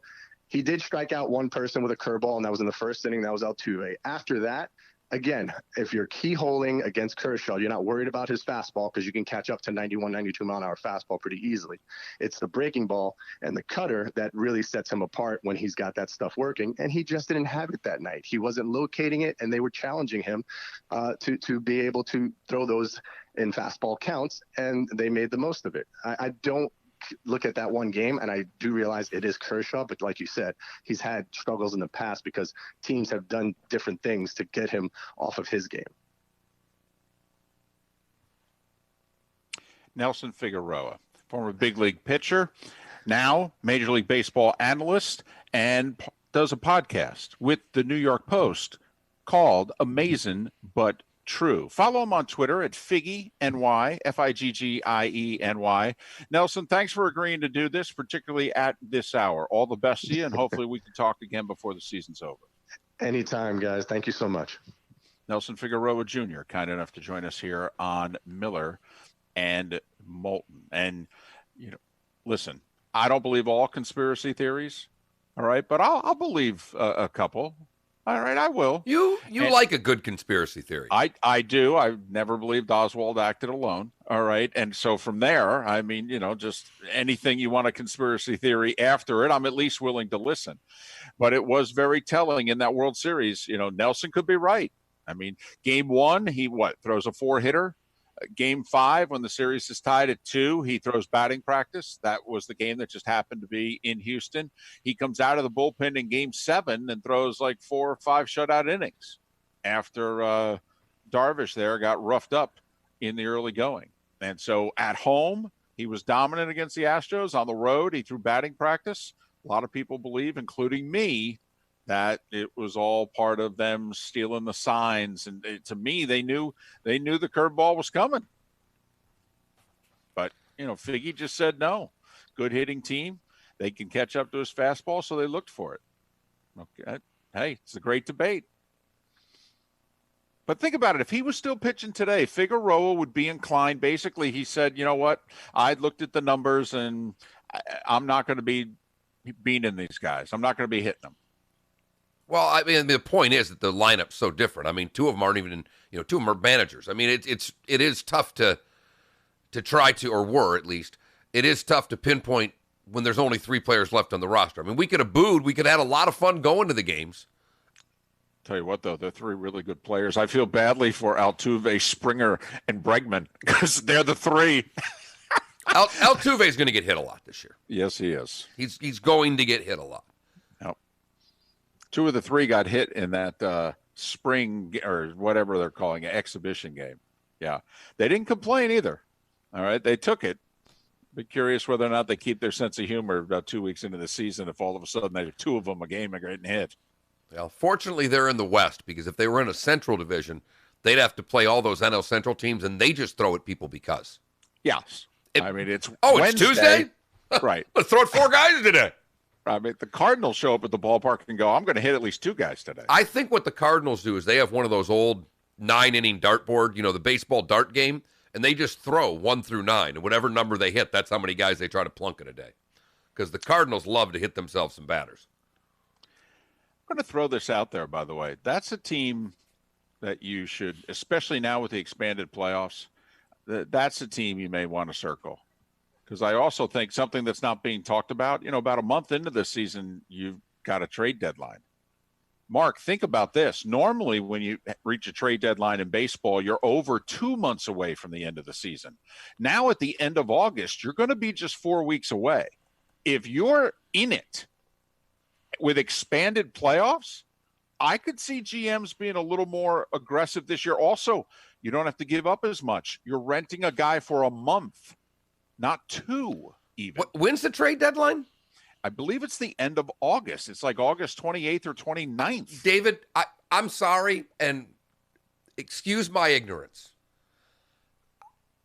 There was part of me that just thought with COVID and the shortened season that this is your roster. Right. We're playing 2 months. You got your 40 guy, your taxi guy. Right. No. I didn't.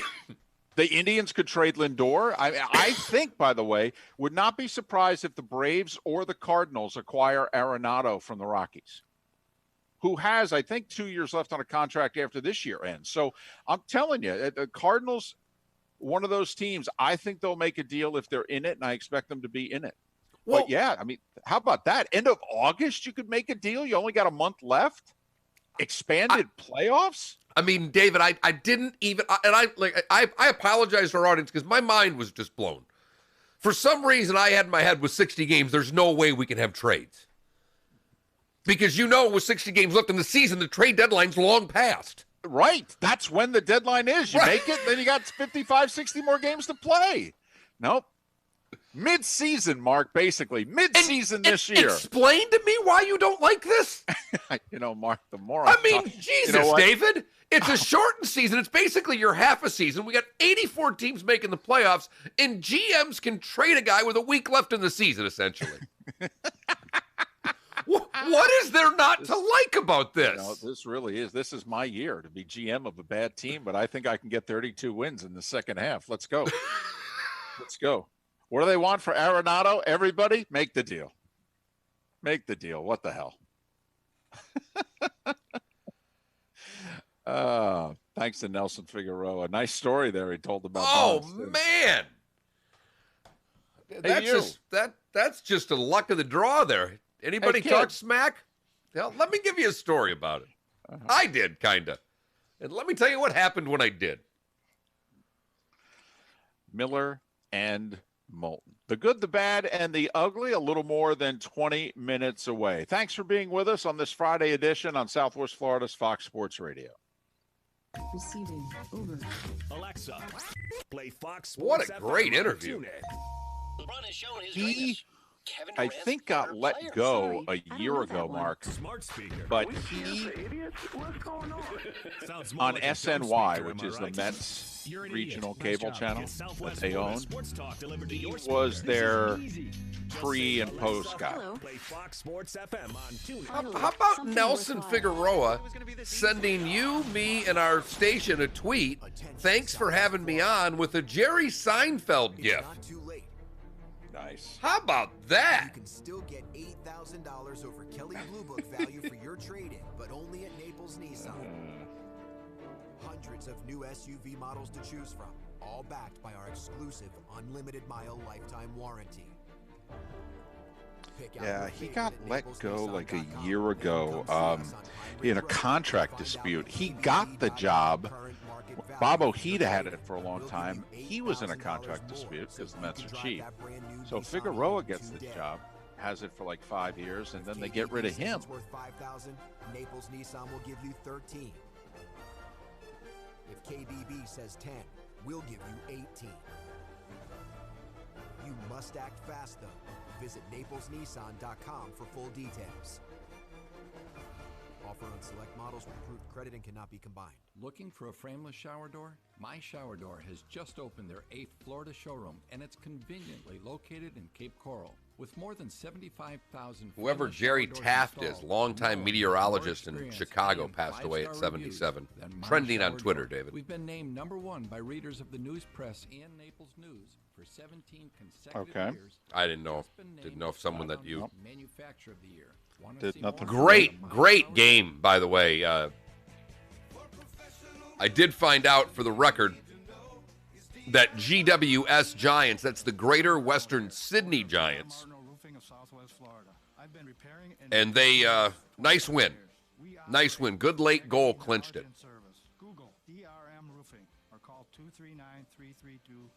Okay.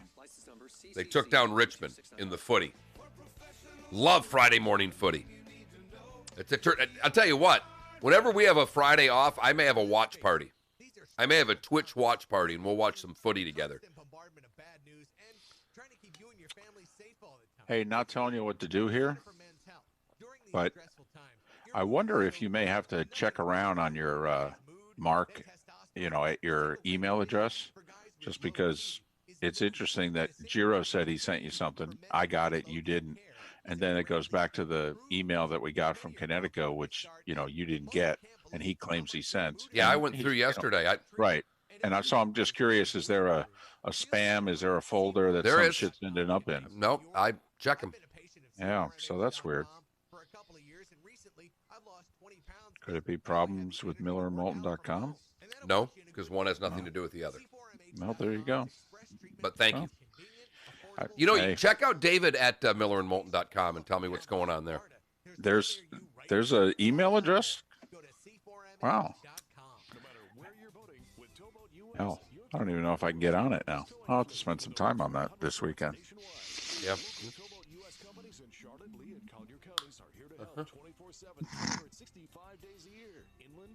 He's never logged into it. No, I did twice. Both times I had to ask Mark. So, Mark, how do I get into this thing? Can't remember the last time I logged in. It was in 2019. I know that.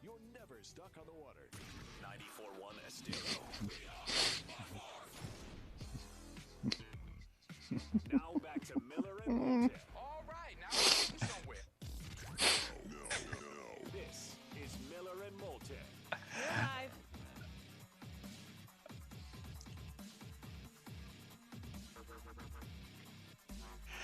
Mark is horrified to be associated with me and doing the show with me now for the rest of the show. I need everybody to know that if you're not able to watch on YouTube or on twitch.tv, that Mark is absolutely horrified because I will not use the email address that has been set up for me. That is a very easy, nice email, and instead I use the email that I've used for about 12 years now because, well, I'm a creature of habit. It's not just that. It's not that at all. It's that somehow over the course of the last 6 months, I didn't get 2 emails. One was today. Giro sends me an email with potential good, bad, and ugly stories on it every morning. And I just noticed I didn't get it for whatever reason. And David did, because he sends it to both of us. So David forwarded it to me during that last interview. Because I happened to check, and I sent Giro a text. So I also didn't get one that regarded some business a few months back. So David began the commercial break with asking me what I need to check. And, that's 2 emails you didn't get. Maybe you need to check your spam folder. No. You did tell me under the bus. You did tell me maybe now. you need. Is there a spam folder or something that could be in? So when I'm getting email lessons from one David Moulton, didn't get an email lesson. I just said that's weird because obviously I'm the technological idiot. Okay, this is your domain, but it is weird that at least a couple of things here that I know of you didn't get, and so I just brought it to your attention. Like, who knows? I don't know how this stuff works. There's something going on with your email address. That's all. And you, of course, said, well, you should go on your email and see what you have, and then of course that leads to but it was also your your thought process of why I was having trouble with my email. He said, think it could have anything to do with MillerandMoulton.com? It was at that point that I turned around and smashed my head into the bookcase that's behind me. That's what he's dealing with, folks, just so you know. Then I went, no, David, one doesn't have anything to do with the other. Maybe you should check your email address, was all I said. And boom! Stiff jab, too. That was That's the mic not drop. Even a straight right hand. That's just a solid Larry Holmes jab right there. Boom! That's all. That's all. Here, take this with you. Boom! That's all. So that, if you want me to throw the right, let me know. But I'm just, I'll just keep peppering your face with this. Why I hesitate to bring anything up? Because I opened myself up, and believe me, there is plenty of room of which to pounce. And so maybe over the weekend, I'll try to check out that email address once again for the third time since you set it up for me about 3 years ago. And that's the point, because I was comfortable. David and I decided in this act that we probably needed business cards because we work for ourselves. Where are they? They're here somewhere. And so I said to David, you want to get the email addresses that, Mark at MillerandMoulton.com, David at MillerandMoulton.com. Will you use it, David? I'll put your old email address on there if that's what you want. No. I'm going to use it. I'll do it. I'm going to do it.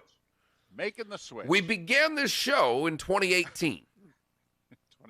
2017. That's when I got the email address. David apparently says he has checked it twice. I have. I did once in 2018 and once in 2019. So we got quite a team. So if you send me something, I'll get around to it maybe this weekend. Not to mention that David takes the business card when he occasionally uses it. I do. Crosses out the email address and writes his old one on the back. I do. I give them the prominent people, too. I hear, just in case. Good talking to you. That sort of deal. Yep. Well, I want them to be able to get a hold of me. I mean, if they send an email to the other address, good chance I'm not going to see it. So it's been a great week. I think we've had a terrific week of shows. David probably should have let that go till 9:01. That should have been a post-show comment, but it was an in-show comment, and he has put me in a mood that I'll get out of quickly. Don't worry. Right. Well, one of your strengths is you let things roll off your back. It's like water to a duck. 479-5551. I knew it as I was saying it, too. My brain said, this probably should do this at 8:59. But nope, couldn't resist. 479-5551. 479-5551. Williamson Brothers Marine and Roofing. Text and talk line. Washington Football Club. You okay with that? Do you care? Redskins are no more. I mean, that's to me, the significant part of yesterday's announcement. The Redskins are no more. I mean, if they don't come up with whatever their name is going to be, Sentinels or whatever, they're going to opening day. I don't know who they play, but it's going to be, the Philadelphia Eagles taking on the Washington Football Club. Taking on D.C. United. Would you do that, by the way, if you were Daniel Snyder, in all seriousness? Would you keep it Washington or would you go D.C.?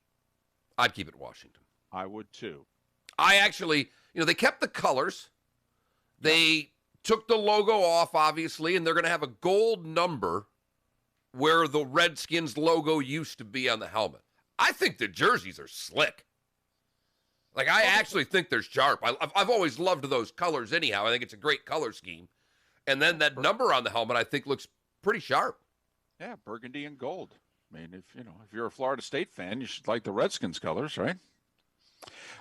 Seattle Kraken, by the way, for those of you, if you missed it, the announcement came midday yesterday. There's going to be a 32nd team in the NHL, not next year, but the following year, fall of 2021, which I know seems forever from now with how time is going so slowly. But in about 15 months, the NHL will have a 32nd team. And, Mark, it is causing them to move. NHL has 4 divisions. They have 8 teams in 3 divisions and 7 teams in 1. And they're going to have to move one of the teams in the Pacific Division. Here's ironic. Arizona is going to get moved. The Coyotes are going to get moved. Here they are living in the Pacific time zone. They're basically going to get moved to the Central. That's the NHL's way of saying, by the way, on the list of franchises, this is where we value you. Oh, they matter less than the Florida Panthers. Yes, they do. They really do. It's been a terribly run franchise. They have had multiple problems. They can't figure out where they want to play, how they're going to do it. They've been rumored to be sold and moved numerous times. It's been terrible. Yeah, they don't know if they're the Phoenix Coyotes, the Arizona Coyotes, right? But Seattle's getting an NHL team, and most people believe that this is the precursor, that the reason that the ownership group is doing this is to ultimately get an NBA team. That they said, okay, fine, we'll build the arena. And okay, fine, we'll get a hockey team. And then from a business standpoint, eventually we'll get an NBA team, and this way we'll have so many dates in this arena, blah, blah, blah. But the Seattle Kraken, like the sea monster, emerging from the sea. But their big rival will be Vancouver, because they're about 140 miles apart. So that'll develop. That'll be their rivalry. Logo's sick. Yeah, it's awesome. It is. I want gear. I like the logo so much. I like I looked at the name and I'm like, what the hell? And then I had to look up what it is. It's from Scandinavian folklore. It's a sea monster. Right. It's a big giant squid is what a kraken is. That would terrorize sailors in Norway and Scandinavia and you're those type of places and from folklore stories. So then I got that. I mean, it's kind of a weird name. Seattle's a weird town. It fits. The little I and the S is tremendously cool. The other thing is, which is odd, it's a singular team name. I think there's only 4. I thought I read that yesterday. It's just the 4th singular team name. I mean, if you think it, there's an S on the end of, Right, that was always one of those bar bets for the longest time with the college teams because and a lot of them have changed because St. John was on that with the Redmen and the Orangemen, and those are, the Stanford Cardinal. Right. Like the Tampa Bay Lightning. I'm guessing that would count as singular, right? So the Seattle Kraken, Kraken. That'll be the new team in the NHL in a little over a year. Juan Soto getting the coronavirus. This stopped me in my tracks yesterday. I thought, man, oh man, if you're Major League Baseball, you couldn't even get the season underway. It's as if the sports gods were totally messing with you. Your season's condensed to 60 games because of the coronavirus, and you do this 3-week, camp, and you're on the verge of it starting, and people are fired up, and you got the Yankees and the World Series champion Nationals in your first game, and the star player that's left on the Nationals who's not a pitcher is Juan Soto. And of all the guys in this game who could get COVID, okay, who ends up getting it? I mean, if it's not Aaron Judge, it's Juan Soto. And I just thought, man, oh man, is this a precursor? Is this a signal? Are we going to 3, 4, however many weeks from now go, well, we should have known something. When 5 hours before the first game, one of the star players in the game tests positive for the coronavirus. ... I have a lot of reservations on whether baseball will finish, David. Jeff Blair yesterday on our show, when he started talking about the Pittsburgh Blue Jays not happening. Right. And just threw it out there, said, I don't know what to tell you, but what happens when the governor of one of these states says we're not letting people in from another state? Now, I think what the Pennsylvania government did is asinine. If they're going to tell the Toronto Blue Jays they can't play in Pittsburgh and let the Phillies and the Pirates and all of these other teams play in their state. And the Eagles and the Steelers. Right. and possibly Pitt and Penn State and all the colleges. It doesn't make any sense at all. Now, David, as you said, first off, I believe Pennsylvania has a Democrat for a governor. So, if you want to play the politics game, I don't think it was the Pennsylvania governor giving the proverbial middle finger to Canada on behalf of Washington, if you will. I don't, we all know it's become political. We're staying in our sports lane, but I don't think that was the rationale behind it. I don't know what rationale was behind it. I really don't. Well, the reason given was that and they specifically said in the western half of the state, we've seen a significant spike in the number of our cases. And so we didn't want to complicate matters. I do think we could get into a serious discussion about how much the Toronto Blue Jays spending 30 days and nights over the next 60 days is going to complicate matters. But okay. But like you said, but you're okay with the Pirates? Yeah, it just doesn't make any sense. It's all or nothing, right? Right. So the Pirates can go to Maryland and play a game and come back, but the Blue Jays can't? It doesn't make any sense, David. And it's a shame because, as was pointed out by Jeff Blair yesterday, there's a lot of former Blue Jays people and people who have worked together around Major League Baseball who are in the Pirates organization now. And so he thought they were going to end up in Pittsburgh because of that. He's like, well, these guys are friends with these guys. This will make sense.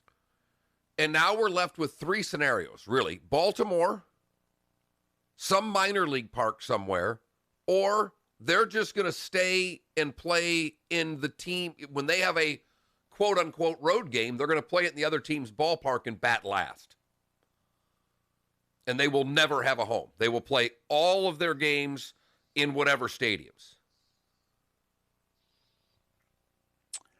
And locally, if you will, the big story that emerged from yesterday was late yesterday afternoon, early evening. The FHSAA held another long meeting, and this time they completely reversed course because, quite frankly, well, when they had the meeting on Monday, they hadn't gotten nor read the medical report. They got it right before the meeting started, and they said, yeah, I'll read this later. And they voted 10-5 to keep things as is. Over the next 3 days, they read the report. They said, we need to have another meeting. Then they voted 11-4 to go, yeah, let's pump the brakes on this whole high school fall season here. The importance of reading the reports. And once again, David's always asked the ultimate question, why are we playing? And the reason's money. There's no other reason that I can find. But from the high school standpoint, because football does generate most of the money for the athletic departments, no one knows what they're going to do about fans. And the state is essentially leaving it up to each individual county. Because what we don't want is any leadership. We don't want a directive from the people running it. We just want a lot of other decisions, because then we can't get in trouble. But if we're going to social distance and we're only going to allow 25% at a football stadium, I've brought this up several times. There are 2 Collier County high schools who have over 250 members in their bands. That's all they could fit in the stands if they socially distance. That's it. So what are we doing with the parents? What are we doing with the siblings? What are we doing with the other students? And if they're not coming, what the hell are you playing the games for? Because there is no TV rights that I'm aware of other than Naples High, I think still has a local deal with My 8. Look at you going My 8. Had to have been here more than an hour and a half to go all My 8 on us. That's fantastic. This ain't no Saturday Night Blades game, okay, baby? Hey. Those telecasts did well in terms of viewers and money. Darn right. Yeah. I don't know who was running that, but they might have known what they were doing. Yeah. You'd simulcast it, though, right? Because you'd put the TV broadcast on the radio. It's not like you then paid for somebody to do the radio broadcast. Simulcast. Yeah, because then I could do George Blaha lines from the Pistons announcer growing up. That's where that's where I thought you would have gotten that Budweiser advertising that you always wanted. I know. On TV. I begged Rocky to buy TV ads. Begged him. I can't believe you didn't just do it once. I mean, it's not like you were going to yell that. They were an in-arena sponsor. They would have loved it. Okay. And when Craig, after the game, goes, I heard you were doing Budweiser reads. And you just look right at him and go, Craig, I always wanted to say for the King of With Beers. that clean, this Bud's crisp, for you. refreshing taste, nothing beats a Bud. The good, the bad, and the ugly is next to close out a week, and then we'll lead you right into the Dan Patrick Show. Joe Buck on the Dan Patrick Show today. Is he really? Yeah. Oh, it's a big show. Sure is. This Not one isn't. Market 59. This one isn't. It's Miller and Moulton, the good, the bad, and the ugly is next on Fox Sports Radio. I'll get him next week. Welcome to the program. This is the Dan Patrick Show. I told John that. He goes, really? I go, yeah. I go, I was going to text David. I go, I figured I'll just wait till the show and bring it up tomorrow and see the look on his face. It's cool. I don't know who Patrick, he had I don't know who the Cleveland Browns player rep is, but he had a union guy on it. Apparently the guy looks like Aaron Judge and went as Aaron Judge last year for Halloween. And Patrick's like, if you were in the clubhouse dressed like that, I would think it's him.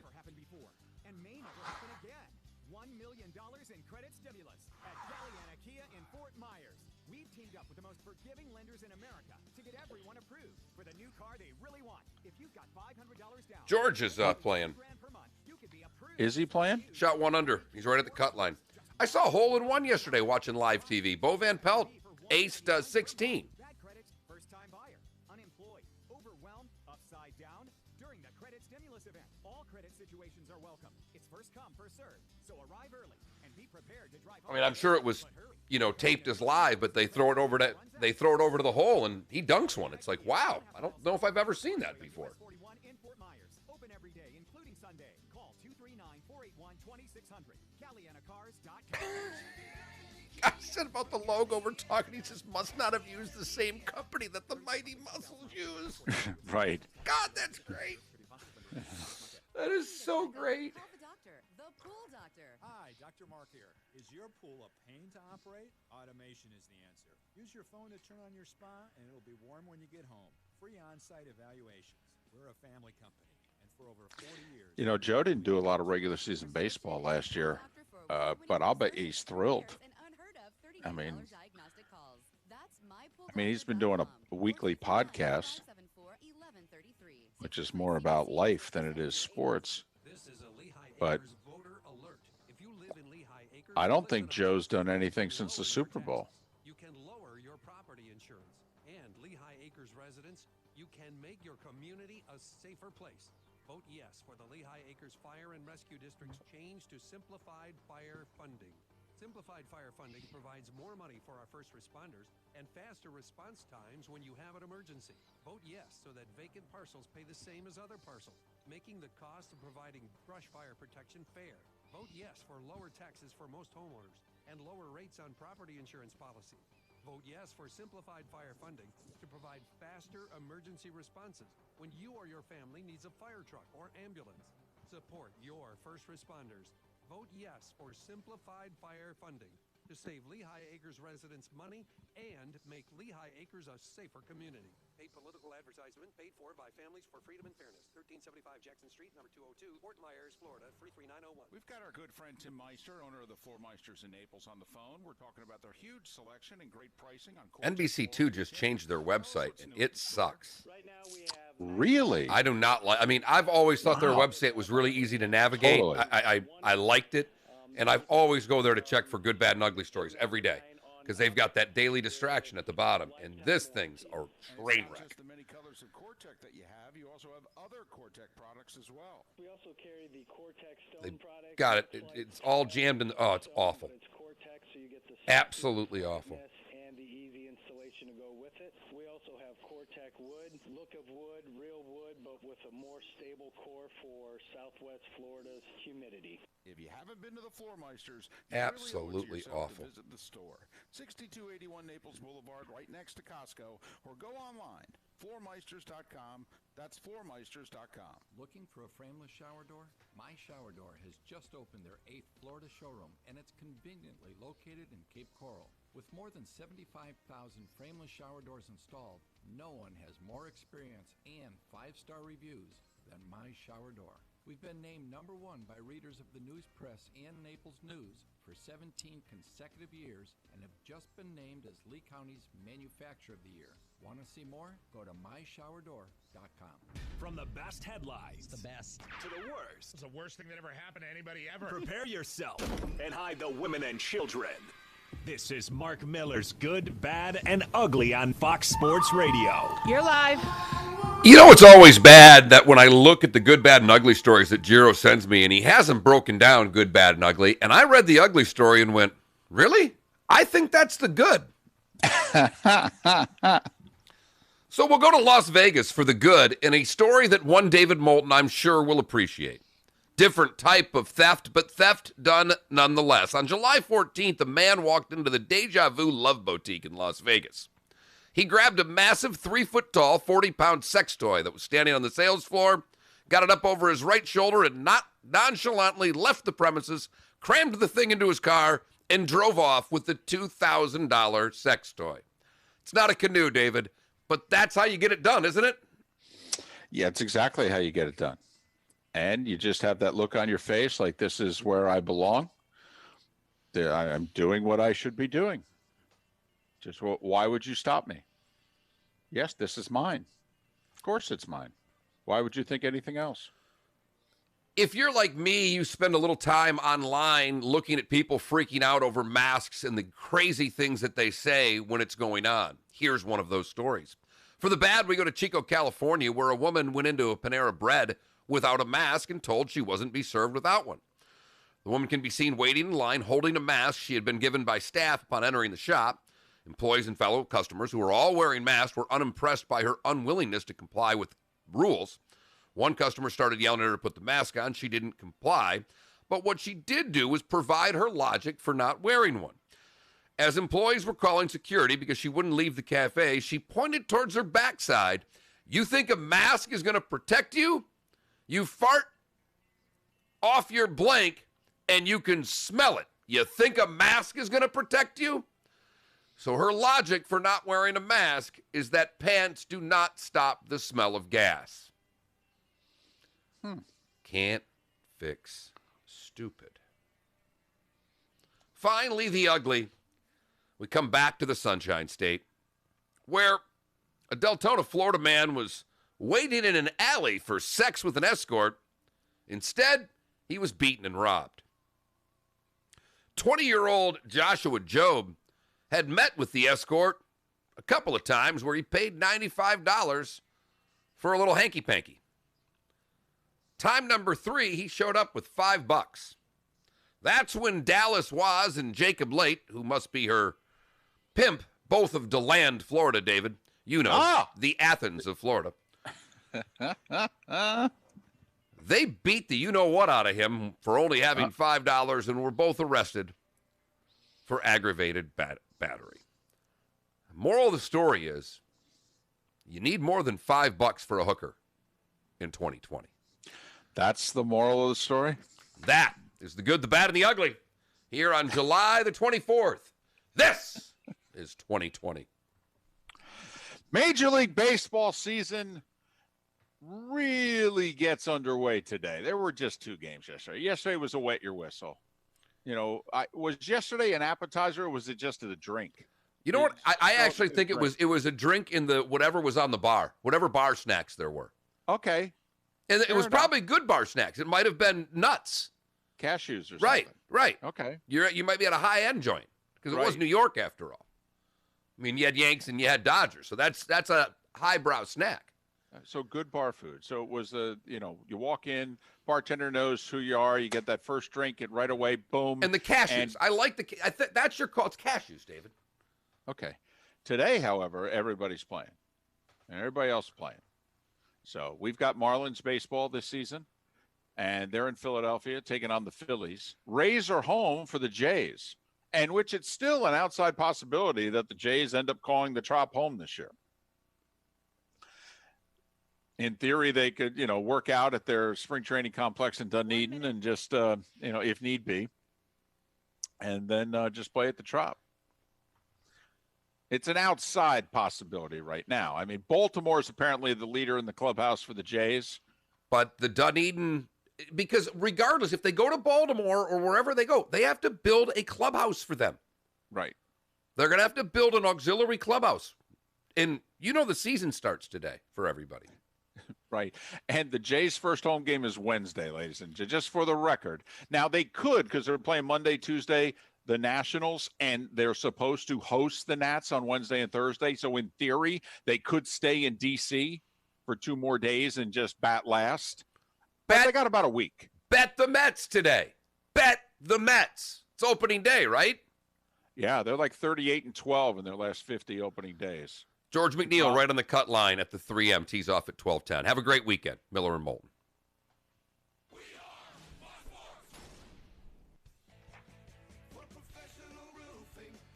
All right, everybody. Have a good weekend. All right, you guys have a good weekend. See you on Monday. Great job, you two. Thank you.